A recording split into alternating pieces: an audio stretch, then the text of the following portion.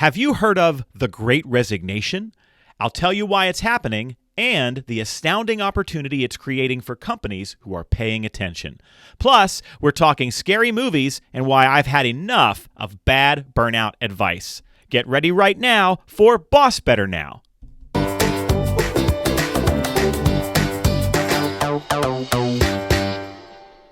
You're listening to BossBetter Now. Please welcome speaker, author, and holiday music lover, Joe Mull. It's the most wonderful time of the year. That's right, Alyssa. The Christmas music is on the radio. I know it is not everybody's favorite thing that the music tends to start early, but I am here for it. And if you Boss Heroes listening are here for it as well, well then turn that music down, listen to our show, and then turn it right back up because the music is part of the reason for the season. Hello again, Boss Heroes, and welcome to the show. Whether you're a first-time listener or a long-time subscriber, thank you for being with us today. Please welcome my co-host, professional coach extraordinaire, Alyssa Mullet. How are you, my friend? Now, see, that's a Christmassy sound, right? Ding! A little bit. Yeah, I can get behind that sound.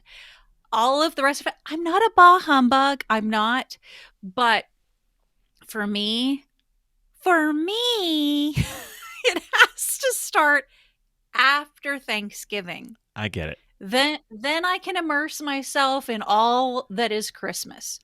But there needs to be a definitive line before and after. Yes.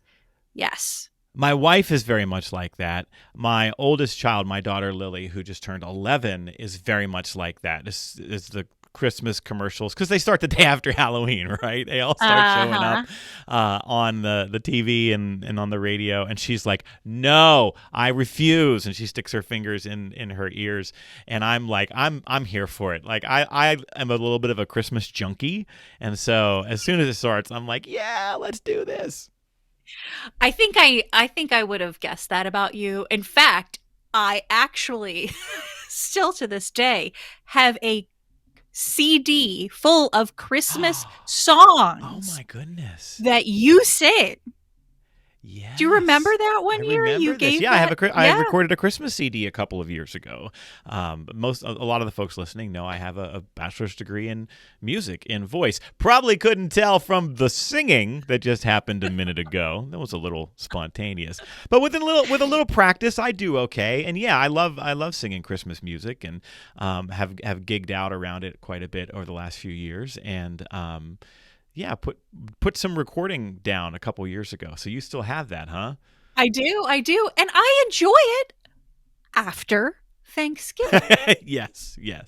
I think in our politically divided nation, that is probably another great divide, right? Some people are for the holiday celebrations as early as possible, and others have no soul.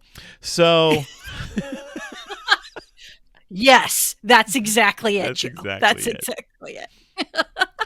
Well, we're going to start today talking about something that folks who've been listening to our podcast for a little while have gotten a little bit of a flavor of, but maybe not as directly as we could have talked about it. And it's this idea of the Great Resignation. If you've been paying attention to the news, you've maybe seen this turn of phrase in articles or in news coverage. Have you seen this turn of phrase, Alyssa, the Great Resignation?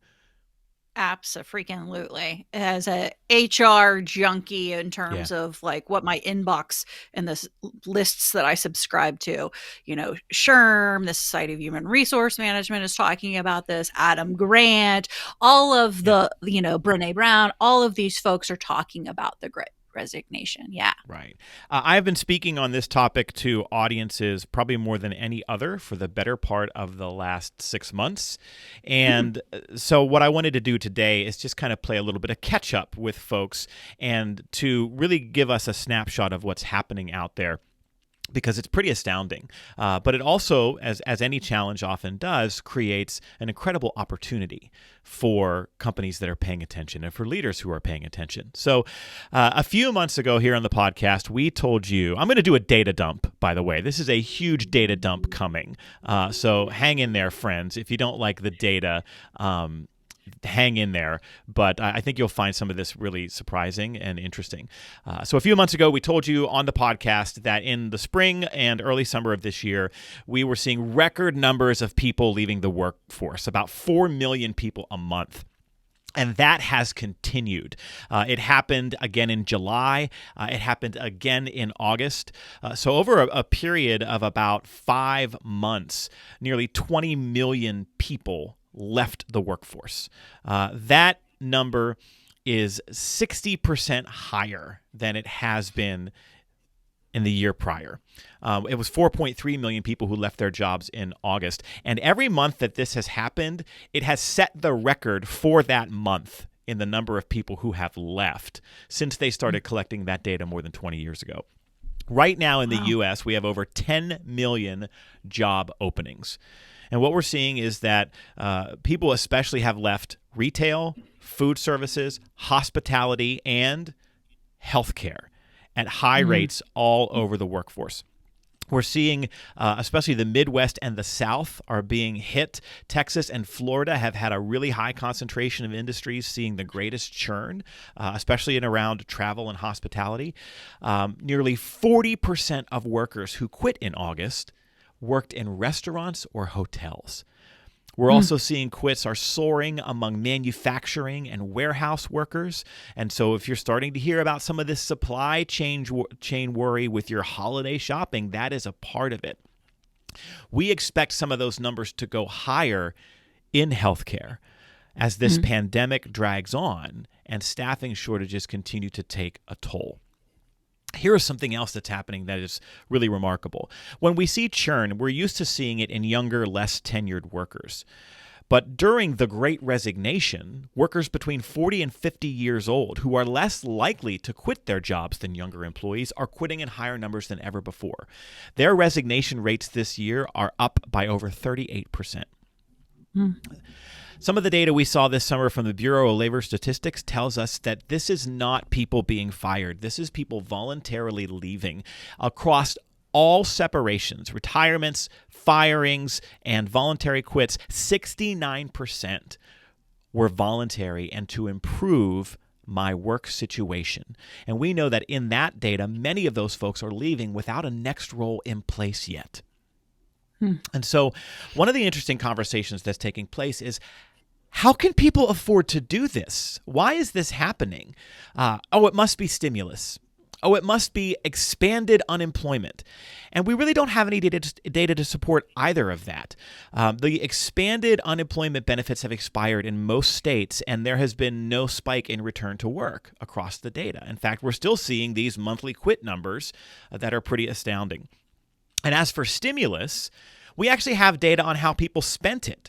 You can go and look this up. We see that across those 3 various stimulus payments that people got since the pandemic, 1 out of 3 people used their money to pay down debt, 45% caught up in rent and monthly bills, and for 94% of Americans who received stimulus, those monies were gone after 3 months because they paid down debt and caught up on bills.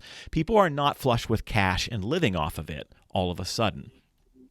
So how can this happen? Well, Alyssa, a funny thing happened when a whole portion of our workforce was told, you've got to figure out how to live with less work. They did, right? We know people were told we have to furlough you when the pandemic hit, or when their kids had to be homeschooled, they said, I can't go back to work because I have to be here with the kids. And so for some folks, it was hell, but they had to figure out how to live with less.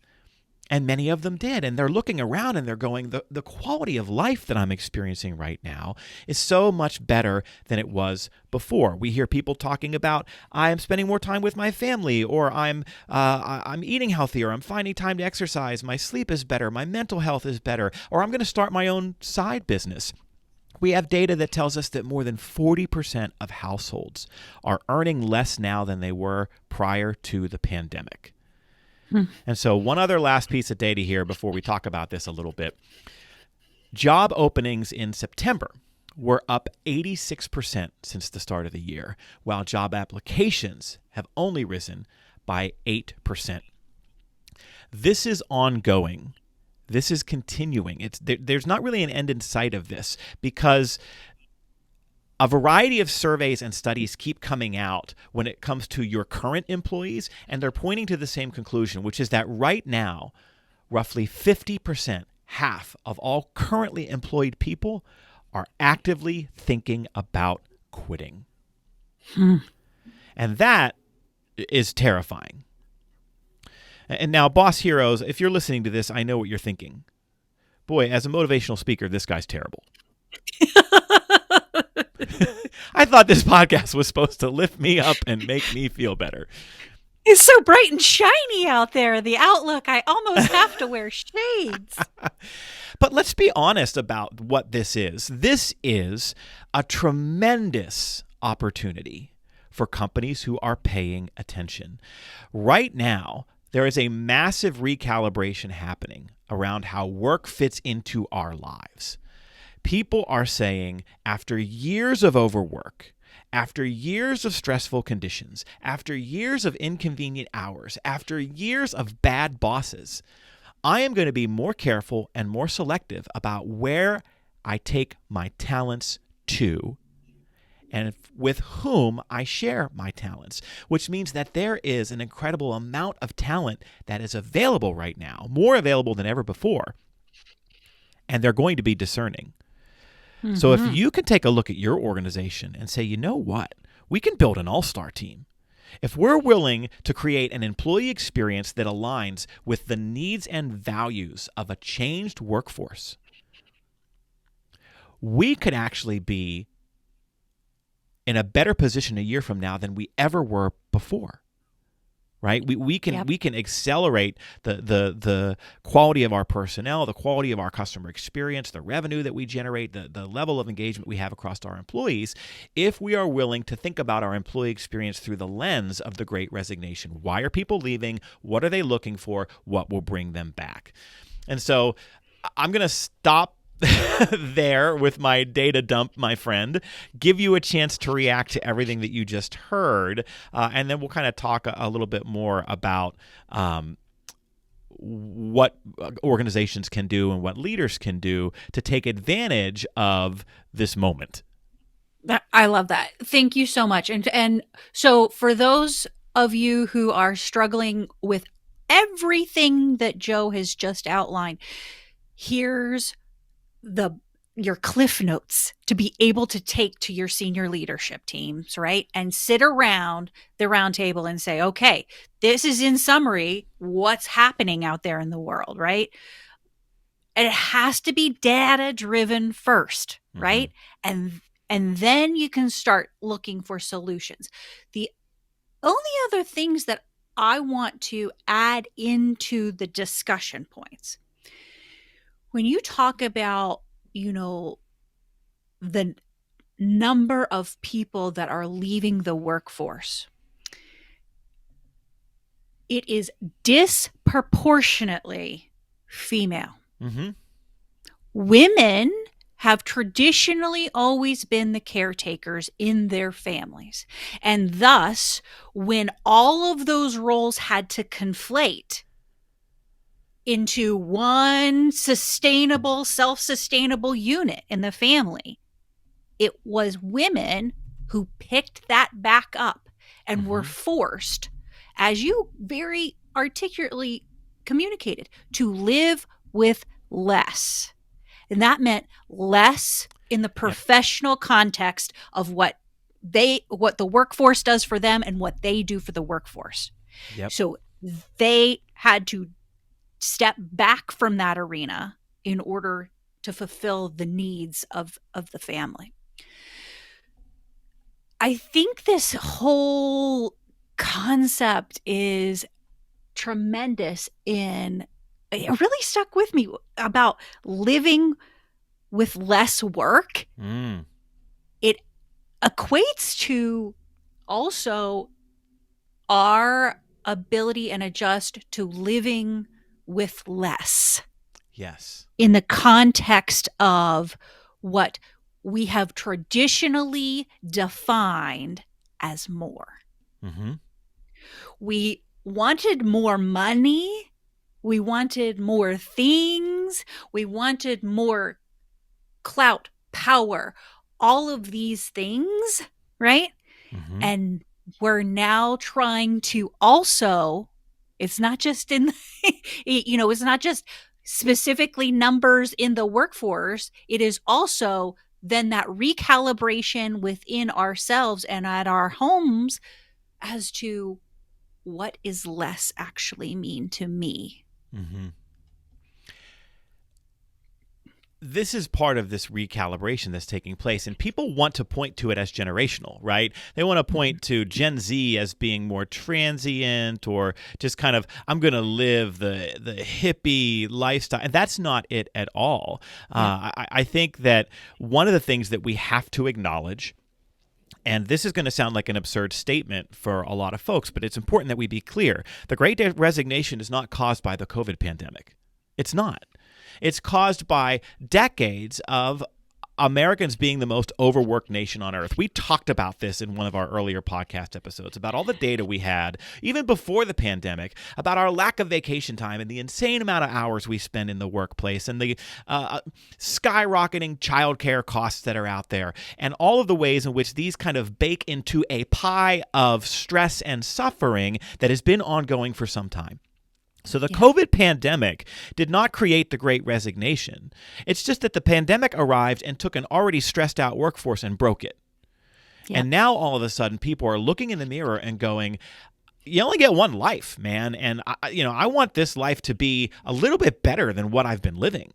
And that influences the quality of my relationships. And I want to really think about, is it worth it? Is it worth it for me to make 15, 20% more and to just be ground down by a bad boss or a really tough job versus if I can live on a little bit less, the happiness factor goes way up.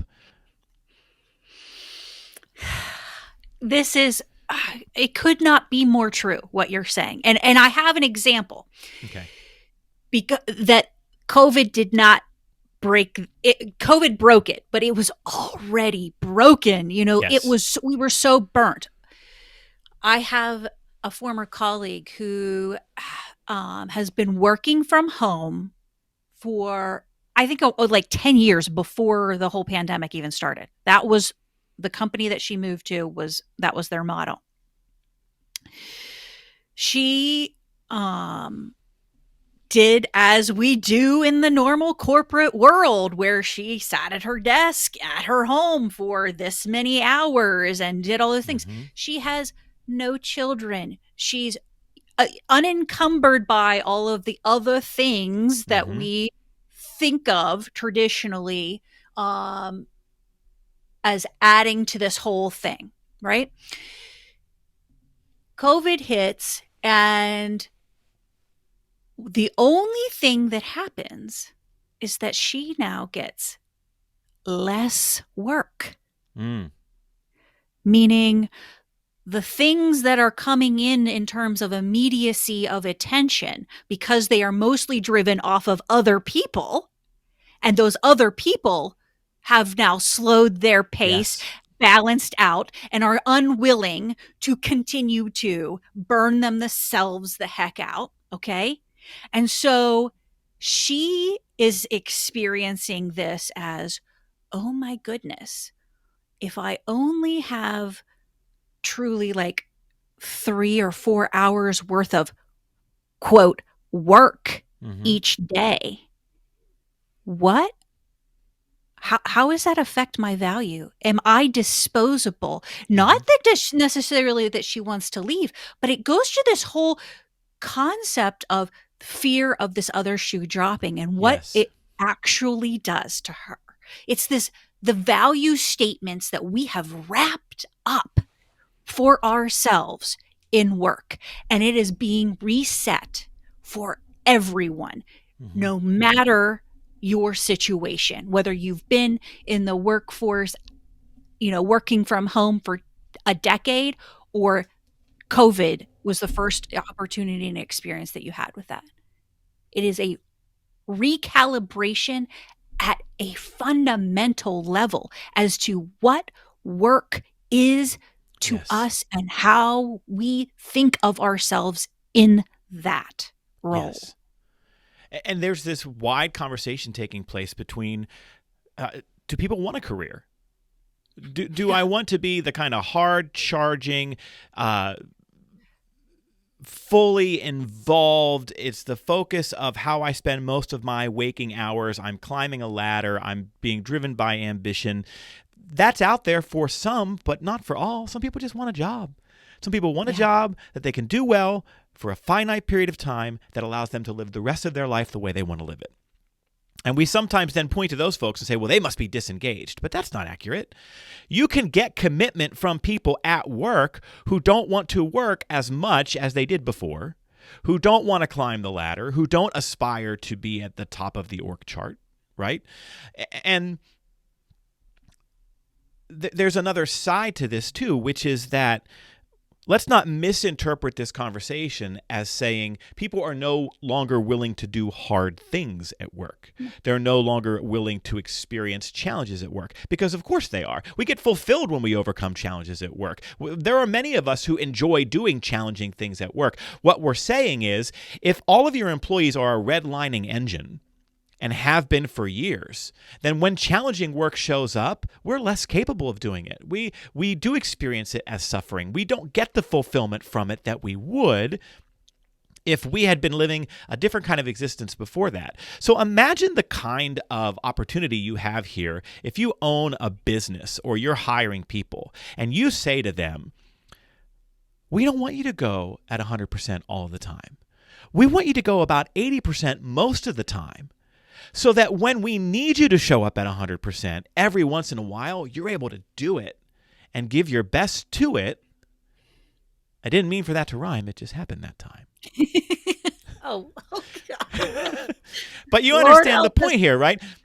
Imagine the astounding competitive advantage that you create for yourself when you say to the workforce, we want to create some space in your employment existence so that you can do professional development, or you can focus on some things that are of interest to you, or you could take a vacation a little bit more than a couple days a year. And when work gets hard, when we need you to do hard things, you're going to run toward it because we've taken care of you. Yes. And this is what I hope that folks glean at an individual level, is that, just as I was talking to my former colleague about, is we then have to kind of redefine what we value, what fulfills us in the workplace. Mm-hmm. So if we traditionally have always thought it has to be this many hours, this amount of face time. I have to be available for emails 24/7, right? That's how I know I am needed and I belong and there's a place for me. Yeah. For a lot of us. And until companies recognize that on their end, they have to reinvent themselves. They have to reinvent what the employee experience looks like, what a job looks like, in order to get the best from people. Then there's going to be this disconnect between people who are looking for the right kind of opportunities and companies who can't hire. And so let's kind of put a bow on this. I've been speaking about this a lot to groups. The keynote I've been doing the most over the past few months has been about how hard it is to find and keep devoted employees. And we can all agree that it's harder than ever before. But the problem is that organizations are still using an antiquated strategy. They still believe that what they need to do is find the best person for the job. And that's broken. That's not the world we're living in anymore. What companies need to do is create the best job for the person. They need to inverse it. They need to think of it in the opposite way. And we do that by creating an employee experience, by engineering an employee experience that aligns with the changing needs, wants, and values of this new workforce that we are surrounded by. Until companies do that, they're going to be left behind by those organizations who understand what it takes now to find and keep devoted employees. Whew. That feels big and hopeful and scary as all hard. hell. Yep. Yeah. Yep. Well, we're going to keep talking about it. I imagine this is going to be a big theme. I also know a guy who just signed the publishing contract to write a book about this. And he's a friend of the show. It's me. Awesome. Yay. Yay, yay, yay. Stay tuned. More to come. #teaser. Well, that brings us, my friend, to the camaraderie question of the week. And although we have moved squarely into the holiday season and we were singing holiday carols a few minutes ago, Halloween is still in the rearview mirror. And so I thought this would be a fun question to ask, really at any time of the year, but if you're looking for one around Halloween, it could be kind of fun. What is the scariest movie you've ever seen? First, I need to say, I hate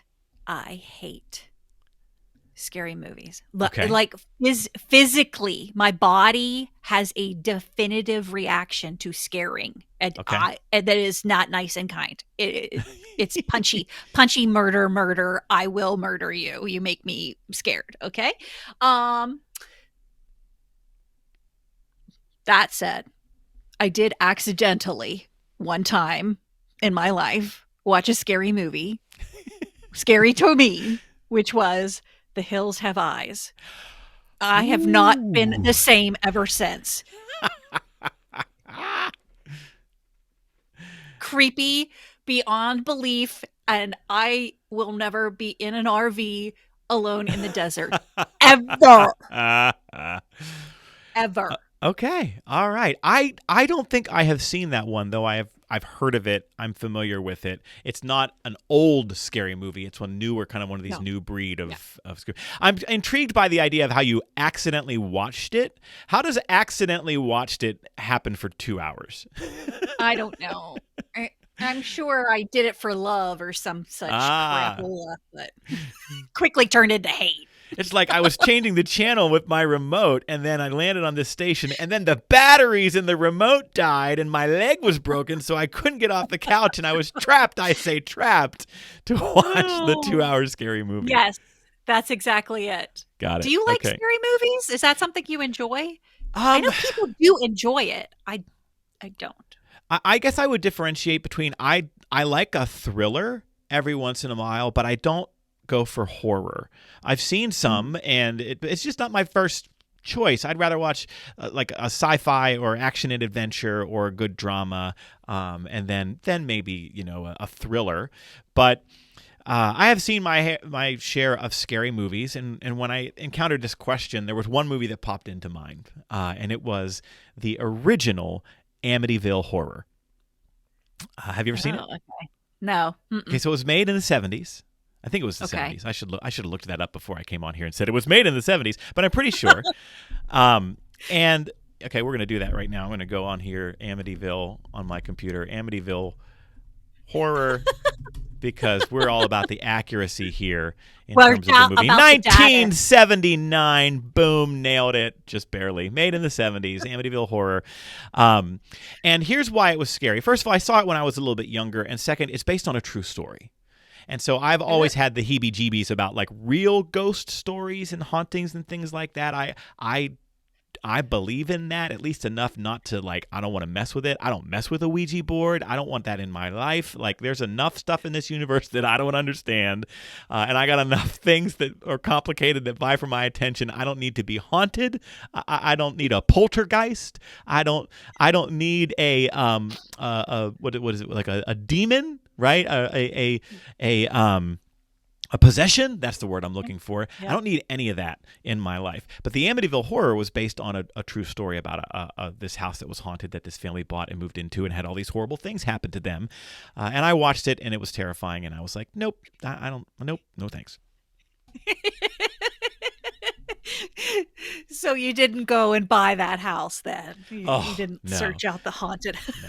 And there have been remakes, and I don't know if they're better or worse, but I think with remakes you tend to get more indulgent. Like, the real stuff that happened to that family is scary enough. No.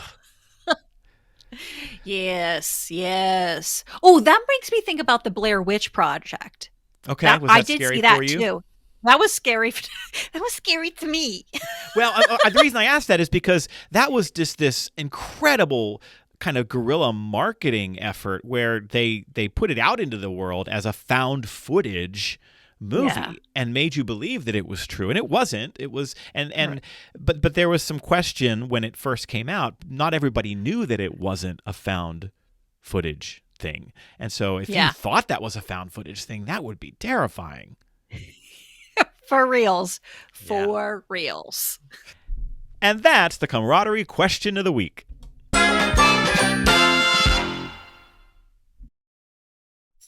Are you planning a meeting, conference, retreat, or event? Why not invite our own Joe Mull to be your keynote speaker? How many people here who supervise have had their time, attention, and energy devoured by someone who is not committed? If yes, say yes. And an amen. See, like I said. Joe teaches leaders how to boss better and cultivate commitment in a way that is funny, captivating, and filled with takeaways. Do you believe that these people are coming to me and telling me that I'm sticking my nose in where it doesn't belong? Oh my gosh, wonderful. Really engaging and thought-provoking, which is really great with lots of good tools to take home. You felt present, like you wanted to lean in. You didn't want to pick up your phone and scroll through Facebook. Whether your event is virtual or in person, your audience doesn't want another boring 60-minute lecture. They deserve to learn and be inspired by a world-class program they simply cannot turn away from. That's what you get, guaranteed, from Joe Mull.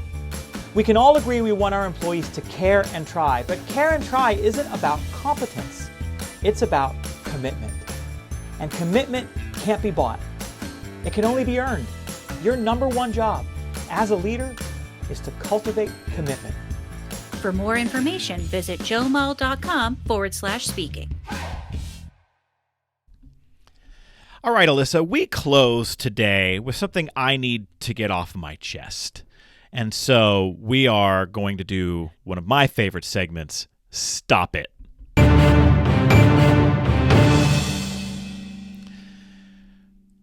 We need to put a stop to bad burnout advice. Now, most days I start my morning the same way. I let the dog out, I make my coffee, and I read the news. I'm usually the first one up, so I'm usually making my way into the living room in the dark, and I trip on a dog toy in there somewhere too, and then I try not to swear and wake people up. But I ultimately end up in my chair with my coffee, and I read the news on my phone because I use a news aggregator app, which pulls from dozens of different sources and publications that I care about. So this means, Alyssa, that for the last 12 months, nearly every day, I have read an article or three on burnout. We've been talking about the unprecedented levels of burnout that people in the workforce are experiencing. And I cannot tell you, my friend, how much bad advice is being shared on how to address burnout. I want to share some of it with you because some of it is laughably bad. Okay? First, one of the most commonly offered pieces of advice is to start small or focus on the little things, as if a bubble bath and a hot chocolate are going to help us all forget the soul-crushingly awful workloads of the past 20 months. I had one article that specifically suggested decluttering as a strategy, and it literally told me to go home and clean out a drawer to feel better. It said, clean out a drawer! And I'm like, listen, my junk drawers are my safe place, so back off. But also, really? We're telling people who are exhausted at work to go home and clean something? I saw another article who suggested creating mantras to counteract what you're feeling. And that we should, and this is a direct quote, look in the mirror, recognize the negative emotions you have, and combat them by saying the opposite out loud. Can you imagine getting up in the morning, Alyssa, and looking in your mirror and going, I'm fully staffed, I have loads of free time, and I feel amazing. I'm fully staffed, I have loads of free time, and I feel amazing. That's not working. Why do we want to gaslight ourselves? Right. I don't understand. But my favorite article was one which told me, and I'm not making this up, to pick a power color, and that the key to a better attitude is something called dopamine dressing, where I align my mood with my outfit. You know what I did? I called Macy's, and I said, "Excuse me, do you offer men's dress shirts in a hopeless beige?" That article also had one of the most incredible quotes in an article I've ever seen in my life. It was an anchor quote from an employee somewhere who said, quote, "I never shut up about orange, and I cover my body in lightning bolts any chance I get." I am pretty sure I sat next to that guy on an airplane once. So fun. Was it Con Air? What the heck? Here's the thing. Wait. Dopamine dressing. Dopamine dressing. Yes. Sounds so illegal. Like, That's right. criminal. Okay, Can you imagine your coworker walking in and being like, "You're wearing an awful lot of yellow." I mean, let's be honest. I'm a fan of Perky, but, the sun just walked in. We got to tone it down. Well, and here's the thing about all this stuff that I've been reading, my friend. There's a lot of well-intentioned advice out there that shows up a lot. So I've seen countless articles that suggest some of the things that we've talked about, like journaling and meditation, for example. And all of those things sound nice. But in the face of an epidemic of exhaustion, those ideas are pretty worthless because they don't address the real problem. And here it is. People are burned out at work because of all the work. If people are going to heal, what they really need is less work. So this isn't rocket science, right? Our long, slow climb back to mental health is going to turn entirely on whether our teams get less work and more time away. When people are experiencing a catastrophic level of tired, that doesn't get fixed by a few days off or a few minutes with the latest, greatest mindfulness app on your phone. If you truly want to help your teams recharge from a year and a half that included 192 different kinds of awful, stop giving out bad burnout advice. Instead, figure out how you can get them less work and more time away. Stop it.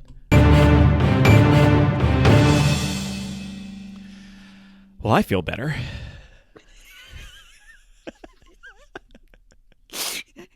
Me too.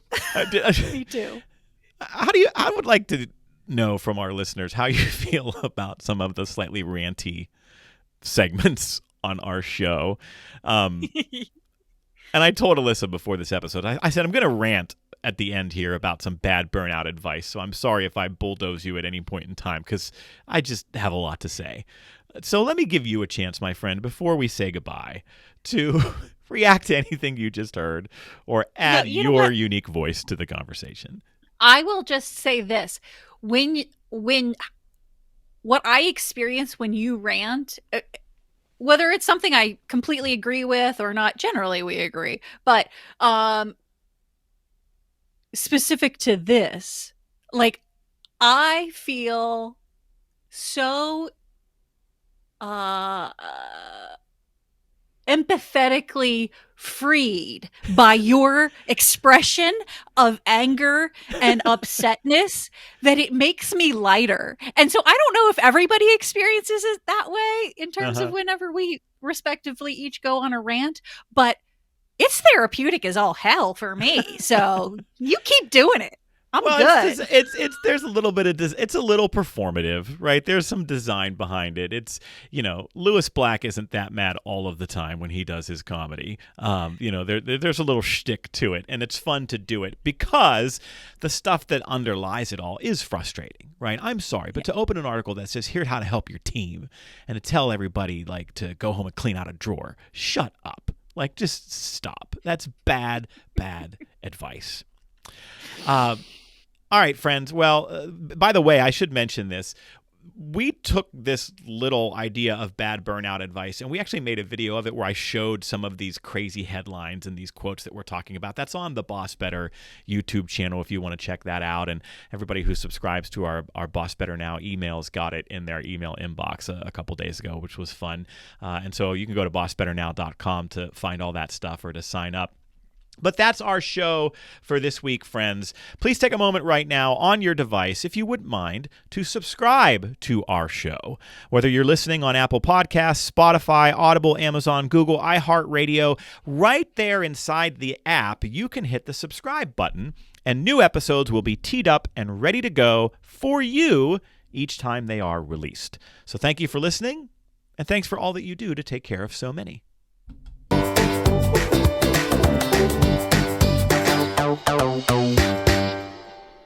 This show is sponsored by Joe Mull and Associates. Remember, commitment comes from better bosses. Visit joemull.com today.